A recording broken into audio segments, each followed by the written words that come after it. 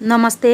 आज म 15-16 वर्षदेखिको पुरानो कालो भाँडालाई कसरी सेतो टलक्क टल्काउन सकिन्छ भनेर देखाउँछु। भिडियो स्किप नगरी हेर्नुहोला। मन परे लाइक कमेन्ट सब्स्क्राइब पनि गरिदिनु होला है साथीहरू। सबैभन्दा पहिला पानी तताउन राख्ने। जुन कालो भाँडाहरू डुब्नको लागि तातो पानीको आवश्यक पर्छ। पानी तातिसकेपछि ठुलो बाटा वा भाँडामा कालो भाँडा डुब्ने गरी तातो पानी हाल्ने र यो सोडा पनि हालिदिने। यो सोडा हालिसकेपछि 15-20 मिनट तातो पानी सोडा घोलेर कालो भाँडामा डुबाउने। 10-15 मिनट पछि निकालेर एउटा भाँडा माझ्ने जालीले अलिअलि घोट्ने। हल्का घोटिसकेपछि भाँडा नयाँ भन्दा कम देखिँदैन। हजुरहरू पनि घरमा कालो भाँडा छ भने यसरी नै घरमा बसी बसी नयाँ जस्तै बनाउनुहोस्।